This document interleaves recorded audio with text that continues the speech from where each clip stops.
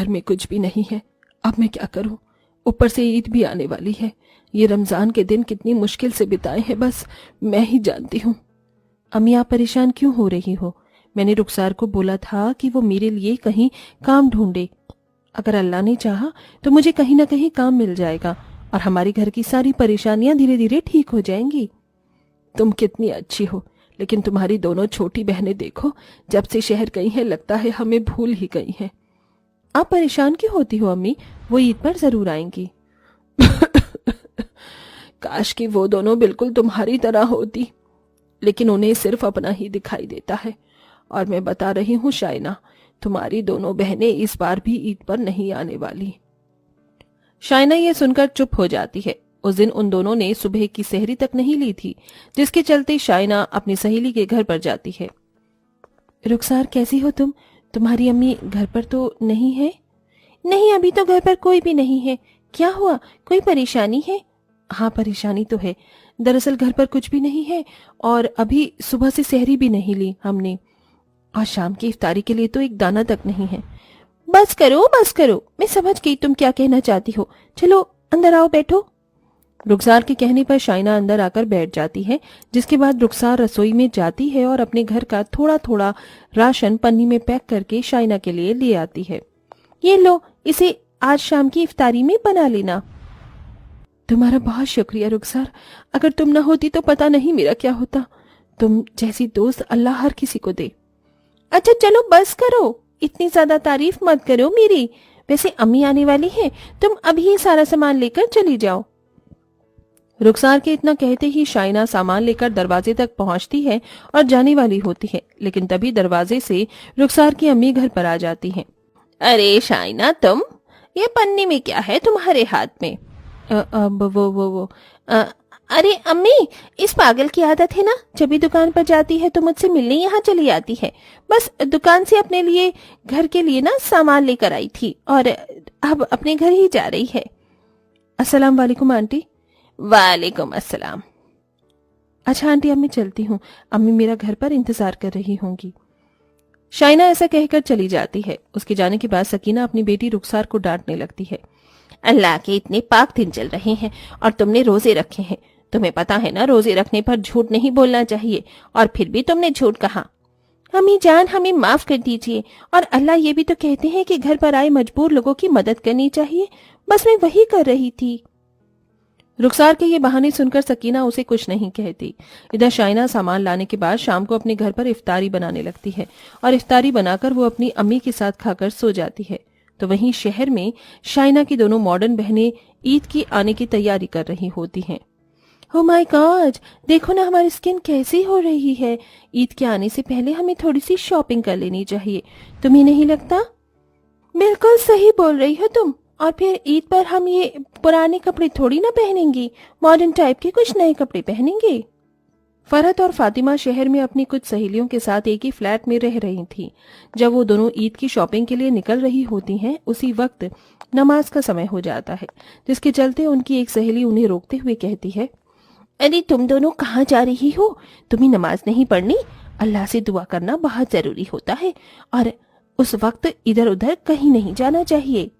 अरे हमें समय थोड़ी ना लगने वाला है, बहुत जल्दी आ जाएंगे, नमाज शुरू होने से पहले ही।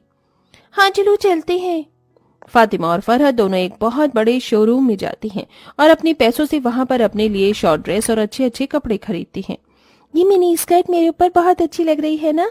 ऑफ कोर्स, तुम्हारे ऊपर ये अच्छी लग रही है, ईद पर तुम यही पहनना।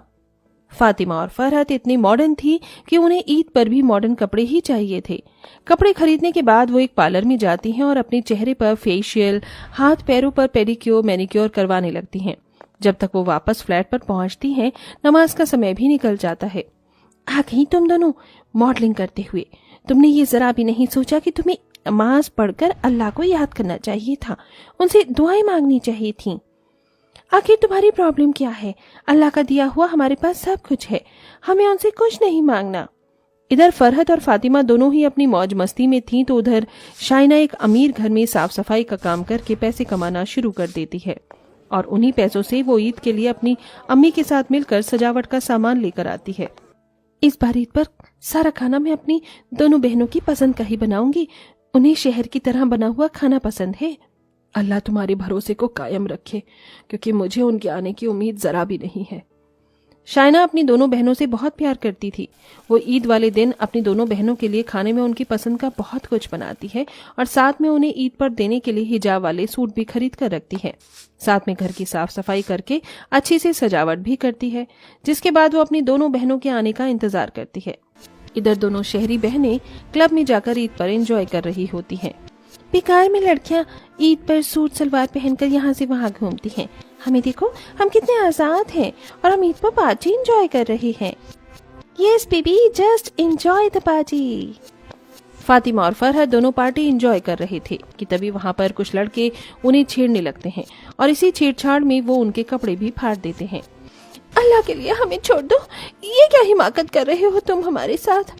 देखो, हमने तुम्हारा क्या बिगाड़ा है? तुम हमारे साथ इतनी बदसलूकी क्यों कर रहे हो? तुम जैसी लड़कियों को तो यही सब अच्छा लगता है, यही तो करने आती हो तुम यहाँ क्लब में, वरना शरीफ लड़कियाँ कहाँ ईद पर छोटे कपड़े पहनकर क्लब के अंदर जाती हैं। ये सुनकर फरहत और फातिमा को बहुत बुरा लगता है। उन्हें अपनी गलती का एहसास होता है और वो रोते हुए वापस अपने फ्लैट पर आ जाती हैं। उनकी ये हालत देखकर शबनम सब समझ जाती है। जिस बात का डर था मुझे वही हो गया। मैंने तुम्हें समझाया था, देखो मॉडर्न होना अच्छी बात है, लेकिन मॉडलिंग में इतना पागल होना सही नहीं। तुम्हारे साथ जो हुआ वो बहुत गलत हुआ। अल्लाह उन्हें सजा जरूर देगा। तुम्हारी बहन शाइना का फोन आया था, वो आज ईद पर तुम्हारा घर पर इंतजार कर रही है। तुम्हें वहां जाना चाहिए। इस हालत में हम वहां कैसे जाएंगे? शबनम अपने हिजाब वाले 2 सूट उन्हें दोनों को देती है, जिसके बाद फातिमा और फरहत दोनों हिजाब वाले सूट पहनकर गांव में अपनी बहन और माँ के पास आती हैं। अरे तुम दोनों आ गई। देखा अम्मी, मैंने कहा था ना ये दोनों जरूर आएंगी। देख रही हूँ। शहर के मॉडर्न कपड़े पहनने वाली लड़कियों को कोई दौरा आ गया है क्या, जो पहली दफा उन्होंने इस तरह हिजाब वाले सूट पहने हैं। अपनी अम्मी के ताने को सुनते ही दोनों की आंखें भर आती हैं, जिसके बाद फरहत और फातिमा दोनों रोते हुए अपनी अम्मी को गले से लगाकर उन्हें अपने साथ हुई दुर्घटना के बारे में बताती हैं। या अल्लाह, ये तुम दोनों के साथ क्या हो गया? कोई नहीं मेरी बच्चियों, अल्लाह उन दोनों को सजा जरूर देगा और ऐसे लोगों के साथ बहुत बुरा होता है। अल्लाह की दुआ है कि तुम दोनों सही सलामत हमारे पास वापस आ गई हो। अम्मी जान, आज के बाद हम सिर्फ हिजाब ही पहनेंगे, कभी भी छोटे कपड़े पहनकर मॉडलिंग नहीं करेंगे। हाँ अम्मी जान, और आज से हम आप लोगों के साथ यहीं पर रहेंगे। हाँ मेरी बहनों, तुम्हें शहर जाने की कोई जरूरत नहीं है, अब से तुम यहीं पर रहना। इस तरह तीनों बहनें अपनी अम्मी के साथ बहुत अच्छे से ईद मनाती हैं और रात को चांद का दीदार करती हैं, जिसके बाद शहरी बहनें अपने गांव की बहन के साथ उसके हाथों के बने हुए अच्छे अच्छे पकवान भी खाती हैं। अब वो शहर न जाकर अपनी अम्मी और बहन के साथ ही खुशी खुशी रहने लगती हैं।